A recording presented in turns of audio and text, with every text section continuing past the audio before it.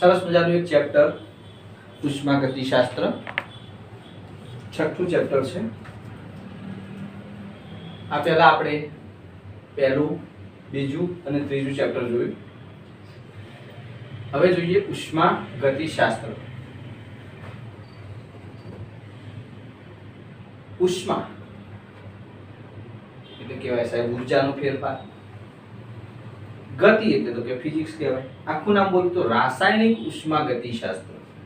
તો રાસાયણિક પ્રક્રિયાઓમાં, ભૌતિક પ્રક્રિયાઓમાં થતા ઉર્જાના ફેરફારોનો અભ્યાસ રસાયણ વિજ્ઞાનની જે શાખામાં કરવામાં આવે છે એને કહેવાય રાસાયણિક ઉષ્માગતિશાસ્ત્ર. મિથેન અથવા તો કોલસો, એલપીજી, સીએનજી આપણે એનું દહન કરીએ, સળગાઈએ તો એમાં રાસાયણિક ઉર્જા, એમાં રહેલી જે રાસાયણિક ઉર્જા છે એનું રૂપાંતર શેમાં થાય છે? ઉષ્મા ઉર્જામાં થાય છે. પણ એ જ મિથેન, એલપીજી, સીએનજી ને આપણે એન્જિનની અંદર સળગાઈએ તો, ગાડીમાં ભરીને સળગાઈએ તો કે સાહેબ રાસાયણિક ઉર્જાનું રૂપાંતર યાંત્રિક ઉર્જામાં થશે. પણ એ જ બધા જો રસાયણોને હું ગેલ્વેનિક કોષ એટલે એક પ્રકારનું કોષ પાત્ર આવે જેની અંદર વિદ્યુત ધ્રુવો ડુબાડવાના, દ્રાવણ ભરવાનું અને પછી એમાં બલ્બ જોઈન્ટ કરવાનું તો બલ્બ પ્રકાશિત થશે. એનો મતલબ કે સાહેબ ગેલ્વેનિક કોષમાં રાસાયણિક ઉર્જાનું વિદ્યુત ઉર્જામાં રૂપાંતર થાય છે. આ બધા ઉર્જાના ફેરફારો છે. ટૂંકમાં પદાર્થ એક અવસ્થામાંથી બીજી અવસ્થામાં રૂપાંતરણ કરે એ દરમિયાન થતા ઉર્જાના ફેરફારોનો અભ્યાસ એને કહેવાય ઉષ્માગતિશાસ્ત્ર અથવા તો રાસાયણિક ઉષ્માગતિશાસ્ત્ર. આ પ્રક્રિયામાં પ્રણાલી જ્યારે એક અવસ્થામાંથી, પદાર્થ જ્યારે એક અવસ્થામાંથી બીજી અવસ્થામાં રૂપાંતરણ કરે તે કેવી રીતે કરશે, કયા માર્ગે કરશે, કઈ પદ્ધતિથી કરશે, કેટલા વેગે કરશે, એનો જવાબ આ વિજ્ઞાન આપતું નથી. પરંતુ પદાર્થની પ્રારંભિક અવસ્થા અને અંતિમ અવસ્થા સાથે સંકળાયેલું પ્રારંભિક અવસ્થાની ઉર્જા અને અંતિમ અવસ્થાની ઉર્જા વચ્ચે થતો ઉર્જાના ફેરફાર નક્કી કરાતું વિજ્ઞાન એટલે કહેવાય ઉષ્માગતિશાસ્ત્ર. એટલે કે રાસાયણિક પ્રક્રિયામાં થતો ઉર્જાનો ફેરફાર કેવી રીતે થાય છે, કોણ આ રાસાયણિક ઉર્જામાં થતો ફેરફાર કરે છે, કોણ પ્રેરે છે, કેવી રીતે આગળ વધે છે, આ બધા પ્રશ્નોના જવાબો મેળવવા માટે આપણે આ ચેપ્ટર ઉષ્માગતિશાસ્ત્ર ભણવાનું થશે. આ ઉષ્માગતિશાસ્ત્રની અંદર કેટલાક નવા શબ્દો તમે જાણશો, જેવા કે પ્રણાલી.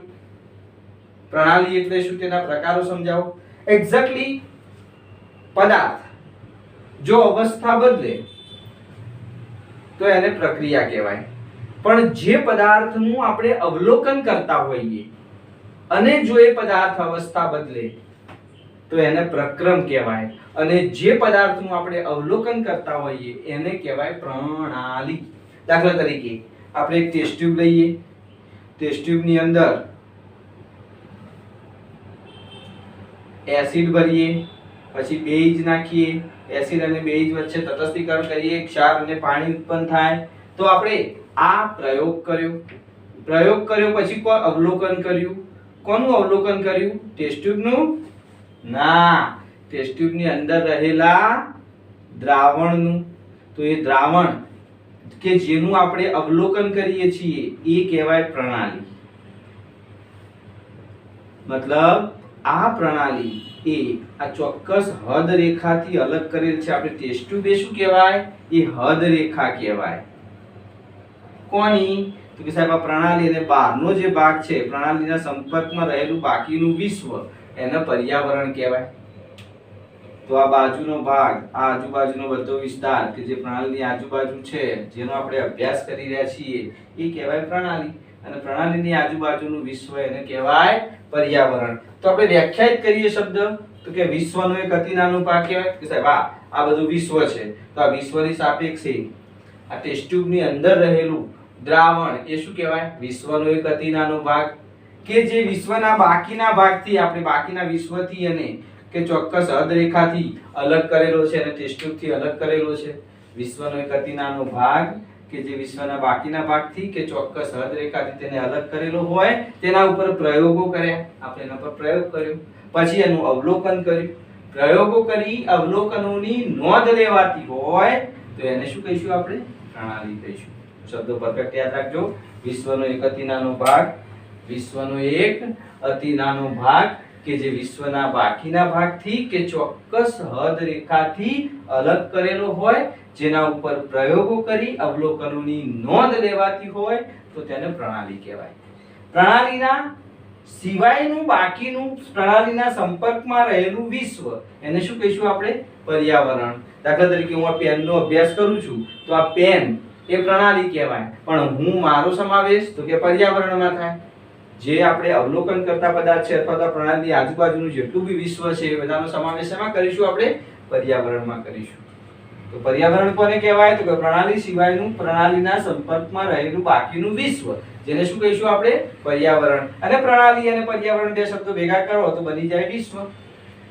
પ્રણાલીના પ્રકારો તો કે એ પ્રણાલીની અંદર દ્રવ્યની અને ઉર્જાની આપ-લેને આધારે તેના 3 પ્રકાર પાડી શકાય. આપણે જે પ્રયોગ કરીએ છીએ એ પ્રણાલી ખુલ્લી હોય, મતલબ પાત્ર ખુલ્લું હોય, મતલબ આપણે ગેસ ઉપર મૂકેલું ઉકળતું પાણી મૂક્યું પછી એને ઉકળવા દઈએ તો કે સાહેબ ઉકળવા દઈએ તો એના ઉપરથી વરાળ બહાર જાય છે તો કે હા સાહેબ દ્રવ્ય બહાર જાય છે. બીજું આપણે ગેસ ચાલુ રાખ્યો છે એટલે અંદર ઉર્જા આપીએ છીએ તો કે હા સાહેબ ઉર્જા આપીએ છીએ. મતલબ ખુલ્લી પ્રણાલીમાં, જે પ્રણાલીમાં ઉર્જા અને દ્રવ્યની આપલે આપમેળે થઈ શકે એવી પ્રણાલીને શું કહીશું આપણે? ખુલ્લી પ્રણાલી. ઉપા ખુલ્લા પાત્રમાં ઉકળતું પાણી. ઉદાહરણ, ખુલ્લા પાત્રમાં ઉકળતું પાણી એને શું કહેવાય? ખુલ્લી પ્રણાલી કહેવાય. બંધ પ્રણાલીની વાત કરીએ તો સાહેબ ઉપર ઢાંકણું ઢાંકી દઈએ, બંધ પાત્ર કરી દઈએ તો કે સાહેબ ઉર્જા આપી શકાય, તપેલું ગરમ કરી શકાય, પણ એમાંથી દ્રવ્ય બહાર જાય નહીં, કારણ કે પાત્ર કેવું છે? બંધ છે. સીલ બંધ કરી દઈએ તો કે સાહેબ જે બંધ પાત્રમાં રાખેલું ગરમ પાણી કે બંધ પાત્રમાં રાખેલું ઠંડુ પાણી, ચલો બંધ પાત્રમાં રાખેલું ગરમ પાણી હોય તો ધીમે ધીમે ઉર્જા ગુમાવી અને કેવું થઈ જશે? ઠંડુ. એને બોલો ઉર્જાનો વિનિમય થયો તો કે હા. પૂરો દ્રવ્યનો વિનિમય તો કે ના, કારણ કે પાત્ર બંધ છે.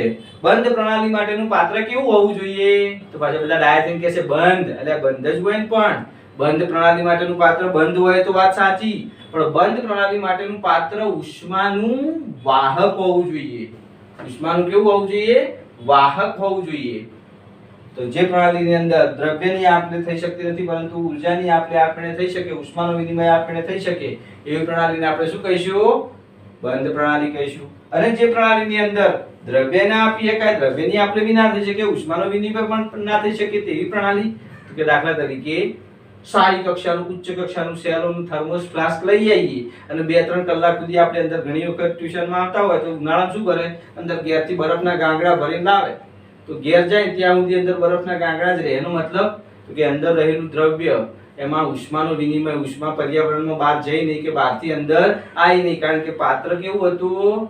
ઉષ્માનું અવાહક હતું. બીજું પાત્ર બંધ હતું એટલે એમાં દ્રવ્યની પણ આપલે ના થઈ શકી. તો ઉચ્ચ કક્ષાનું થર્મોસ ફ્લાસ્ક થોડાક સમય માટે નિરાળી પ્રણાલી તરીકે વર્તી શકે, કારણ કે 100% નિરાળી પ્રણાલી શક્ય નથી. ધારો કે આજે આપણે સેલોના થર્મોસ ફ્લાસ્કમાં ચા ભરી અને અઠવાડિયા પછી બહાર કાઢીએ એમ કહીએ કે એવી દેવી ગરમ હોય તો કે ના હોય સાહેબ, હોતી છે. મતલબ 100% ઉર્જા અને દ્રવ્યનો વિનિમય ના કરી શકે એવી નિરાળી પ્રણાલી શક્ય નથી. તો પ્રણાલી એટલે શું? તેના પ્રકારો સમજાવો. સરસ મજાનો નાનકડો પ્રશ્ન બન્યો. પ્રણાલી એટલે વિશ્વનો એક અતિ નાનો ભાગ કે જે વિશ્વના બાકીના ભાગથી કે ચોક્કસ અદ્રેખાથી અલગ કરેલો હોય કે જેના ઉપર પ્રયોગો કરી અવલોકનોની નોંધ લેવાતી હોય તેને શું કહીશું? પ્રણાલી. પ્રણાલી સિવાયના બાકીના વિશ્વને પર્યાવરણ કહીશું. પ્રણાલીના 3 પ્રકાર: ખુલ્લી પ્રણાલી, બંધ પ્રણાલી અને નિરાળી પ્રણાલી. એના પછી અવસ્થા વિધેય. અવસ્થા વિધેય એટલે શું? તો કે સાહેબ પ્રણાલી અવસ્થા બદલે, પ્રણાલી ફેરફાર કરે ત્યારે એ ફેરફારનો આધાર એ કેવી રીતે કરે છે એના ઉપર નહીં. પ્રણાલીની કેટલાક ગુણધર્મોના મૂલ્યો ફક્ત પ્રણાલીની અવસ્થા ઉપર આધાર રાખે છે. કેટલાક મૂલ્યો એવા છે કે એના મૂલ્યો પ્રણાલી કેવી રીતે અવસ્થા બદલે છે એના ઉપર આધાર રાખતા નથી. માત્ર પ્રણાલીની પ્રારંભિક અવસ્થા અને અંતિમ અવસ્થા ઉપર જ આધાર રાખતા હોય તો એવા મૂલ્યોને આપણે કહીશું અવસ્થા વિધેય. દાખલા તરીકે તમે ટ્યુશન આવો, અહીંયા ઓફિસે ટ્યુશન આવો તો કયા રસ્તેથી આવો છો? તમારા ઘરેથી આવવાના 10 રસ્તા હોય, એનાથી મારે કોઈ મતલબ નહીં. તમે ઘરેથી અહીં ટ્યુશન આયા, તમારી અહીંની હાજરી એ અવસ્થા વિધેય કહેવાય. આ અવસ્થા પ્રાપ્ત કરવા માટે તમે કઈ પદ્ધતિ વાપરી, તમે કયા માર્ગે આયા, તમે સાયકલ લઈને આયા, સ્કૂટર લઈને આયા, ગાડી લઈને આયા, બાઇક લઈને આયા, એનાથી મારે કોઈ મતલબ નહીં, એનાથી મારે કોઈ લેવા દેવા જ ના હોય, એનાથી અહીંની હાજરીને કોઈ ફરક પડતો ના હોય. તમે કયો માર્ગ અપનાવો છો, કઈ પદ્ધતિ અપનાવો છો, એનાથી તમારા મૂલ્ય ઉપર, એ અવસ્થાનું જે મૂલ્ય છે, મૂલ્ય ઉપર કોઈ ફરક ના પડતો હોય તો એવા મૂલ્યને કહેવાય અવસ્થા વિધેય. દાખલા તરીકે અમૂલનું 500 ml ની દૂધની થેલી, તમે દુકાનદારને જઈને બજાર પૂછ્યું ભાઈ આ 500 ml કેવી રીતે બનાવી, મતલબ લીટરમાંથી 500 કાઢીને 500 બનાવી, 200 ml માં 300 ml ઉમેરી દીધું, 600 માંથી 100 કાઢી લીધું, કેવી રીતે બનાવી? એવો કોઈ પ્રશ્ન કર્યો ના.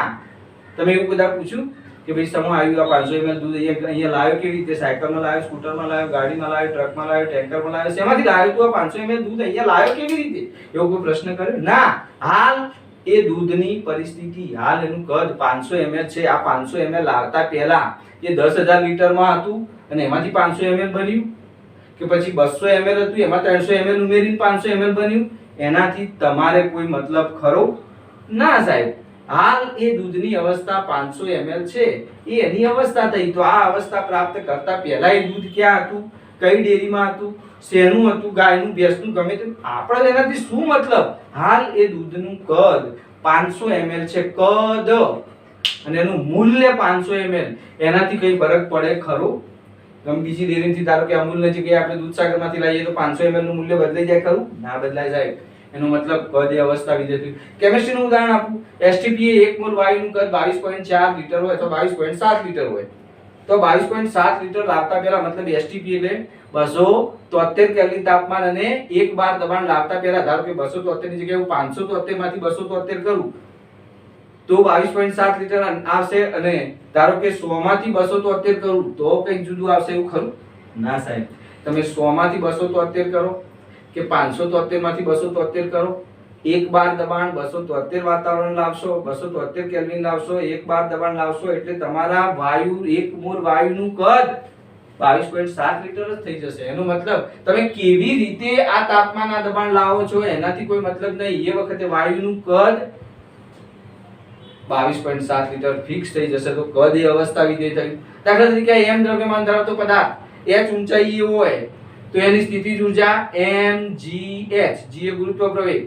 આ m દ્રવ્યમાન ધરાવતો પદાર્થ h ઊંચાઈ હોય તો એની સ્થિતિજ ઊર્જા mgh હોય. ધારો કે હું આ પદાર્થને ડાબેથી અહીં લાવું અને સ્થિતિજ ઊર્જાનું મૂલ્ય માપું, એની જગ્યાએ નીચેના માળેથી અહીં લાવું અને સ્થિતિજ ઊર્જાનું મૂલ્ય માપું, તો બદલાઈ જશે? ના સાહેબ. આ h ઊંચાઈ આવ્યો અને એના ઉપર લાગતો ગુરુત્વ પ્રવેગનું મૂલ્ય ફિક્સ છે, તો એનો મતલબ કે એની સ્થિતિજ ઊર્જાનું મૂલ્ય ફિક્સ હશે. માટે સ્થિતિજ ઊર્જા એ પણ શું થયા? અવસ્થા વિધેય. મતલબ આ અવસ્થા હું અહીંથી અહીં લાવું પદાર્થને કે અહીંથી અહીં લાવું, એનાથી સ્થિતિજ ઊર્જાના મૂલ્ય પર કોઈ ફરક પડે નહીં. તો એવા મૂલ્યોને આપણે કહીશું અવસ્થા વિધેય. આપણા કોર્સની અંદર આ ચેપ્ટરમાં આપણે બહુ બધા અવસ્થા વિધેયો ભણવાના છે. જેમ કે આપણે જોયું દબાણ, કદ, દબાણ, તાપમાન.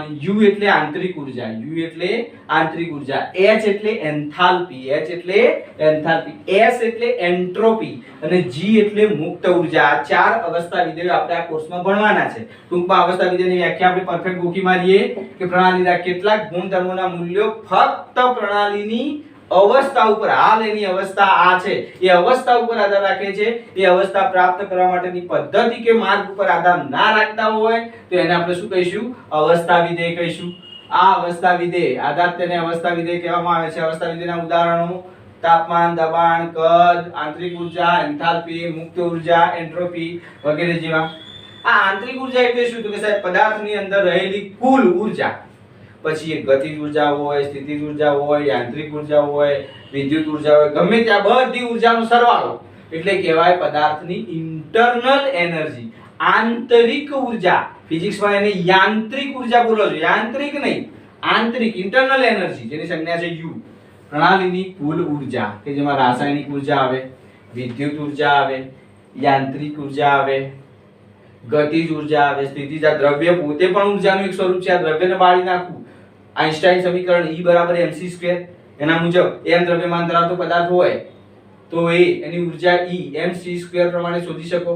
તો એ દ્રવ્ય પોતે પણ ઊર્જાનું એક સ્વરૂપ છે. આ બધી ઊર્જાનો સરવાળો કરીએ તેને કહેવાય પદાર્થની કુલ ઉર્જા એટલે પદાર્થમાં રહેલી કુલ ઉર્જાને શું કહીશું આપણે આંતરિક ઉર્જા કહીશું પ્રણાલીની આંતરિક ઉર્જામાં હવે નેક્સ્ટ થિયરી ભણીશું આ તો ખાલી પર્યાયો હતા નાના નેક્સ્ટ વિડિયોમાં જોઈએ આપણે પ્રણાલીની આંતરિક ઉર્જામાં ફેરફાર કેવી રીતે કરી શકાય છે એ વિશે તો કેવી રીતે કરી શકાય તો કે આ પદાર્થ છે સાહેબ આ પ્રણાલી એમાં હું ઉષ્મા આપી દઉં સાહેબ એનું તાપમાન વધી જશે અથવા તો ઉષ્મા કાઢી લઉં તો એનું તાપમાન ઘટી જશે તો પ્રણાલીમાં ઉષ્મા દાખલ કરીને કે ઉષ્મા દૂર કરીને હું આંતરિક ઉર્જામાં ફેરફાર કરી શકું બીજી વસ્તુ પ્રણાલી ઉપર કાર્ય કરીને કે પ્રણાલી દ્વારા કાર્ય કરીને પ્રણાલી ઉપર કાર્ય કરવું એનો મતલબ દાખલા તરીકે એક વાયુ ભરેલો છે એ વાયુ ધારો કે સ્પ્રિંગ છે ચલો સ્પ્રિંગ ઉપર હું દબાણ આપું તો બોલો સ્પ્રિંગ નું કદ કેવું થઈ જાય ઘટી જાય તેનો મતલબ એવું કે સ્પ્રિંગ ઉપર કાર્ય કર્યું પણ જો આ દબાયેલી સ્પ્રિંગ હોય હું છોડી દઉં તો સ્પ્રિંગ નું કદ વધે તો સ્પ્રિંગ નું કદ વધે તો સ્પ્રિંગ વડે કાર્ય થયું એક્ઝેક્ટલી એ જ વસ્તુ જો હું વાયુ ઉપર દબાણ આપીશ તો વાયુનું કદ ઘટશે એનો મતલબ વાયુ ઉપર કાર્ય થયું અને વાયુને આપણે છોડી દઈએ તો વાયુ પ્રસરણ પામે અને પ્રસરણ પામે એના કારણે વાયુનું કદ વધે તો વાયુનું કદ વધે તો વાયુ વડે કાર્ય થયું મતલબ બે રીતે આંતરિક ઉર્જામાં ફેરફાર કરી શકો એક તો ઉષ્મા વડે મતલબ ઉષ્મા આપો મતલબ ઉષ્મા શોષક પ્રક્રિયા અથવા એમાંથી ઉષ્મા દૂર થઈ જાય ઉષ્મા ક્ષેપક પ્રક્રિયા આ બંને દરમિયાન તમે આંતરિક ઉર્જામાં ફેરફાર કરી શકો બીજું કાર્ય વડે તો કે સાહેબ પ્રણાલી ઉપર કાર્ય કરીને કે પ્રણાલી દ્વારા કાર્ય કરીને પણ તમે આંતરિક ઉર્જામાં ફેરફાર કરી શકો અને ત્રીજી વસ્તુ પ્રણાલીમાં દ્રવ્ય ઉમેરીને કે પ્રણાલીમાંથી દ્રવ્ય આ દ્રવ્ય છે આ દ્રવ્યની અંદર થોડું વધારાનું દ્રવ્ય ઉમેરી દઉં તો બોલો આની આંતરિક ઉર્જા તો કે સાહેબ બદલાઈ જાય તો પ્રણાલીમાં દ્રવ્ય ઉમેરીને કે પ્રણાલીમાંથી દ્રવ્ય દૂર કરીને પણ આંતરિક ઉર્જામાં ફેરફાર કરી શકાય આંતરિક ઉર્જામાં ફેરફાર ત્રણ રીતે કરી શકાય એના વિશે નાનકડો એક સમોષ્મી પ્રણાલી કોને કહેવાય તો કે જે પ્રણાલી અને પર્યાવરણ વચ્ચે એની હદ રેખા એની સીમા રેખા એની સપાટી ઉપરથી ઉષ્માનો વિનિમય ના થવા દે એને શું કહેવાય સમોષ્મી દિવાલ કહેવાય અથવા સમોષ્મી પ્રણાલી કહેવાય જે પ્રણાલી અને પર્યાવરણ વચ્ચે ઉષ્માનો વિનિમય તેમની સીમા મારફતે તેની સપાટી મારફતે ઉષ્માનો વિનિમય ના થવા દે તો એવી પ્રણાલીને આપણે શું કહીશું સમોષ્મી પ્રણાલી કહીશું સમોષ્મી પ્રક્રમ કોને કહેવાય તો કે જે પ્રક્રમ દરમિયાન આ પ્રક્રમ એવું હોય કે એમાંથી આપણે અવાહક પાત્ર લઈ લઈએ અને બંધ પાત્ર કરી દઈએ તેમાં ઉષ્માનો વિનિમય થાય તો કે ના થાય તો જે પ્રક્રમ દરમિયાન ઉષ્માનો વિનિમય ના થતો હોય પ્રણાલી અને પર્યાવરણ વચ્ચે તો એવા પ્રક્રમને શું કહીશું આપણે સમોષ્મી પ્રક્રમ કહીશું તો આ નાના કેટલાક શરૂઆતના શબ્દો હતા આ શબ્દો આપણે તૈયાર કરી નાખીશું જેથી કરીને નેક્સ્ટ લેક્ચરની અંદર અવસ્થા વિધેય એટલે શું અથવા તો આંતરિક ઉર્જા અને એમાં કેવી રીતે ફેરફાર કરી શકાય એના વિશેની થોડીક મોટી થિયરીઓ ભણીશું ધન્યવાદ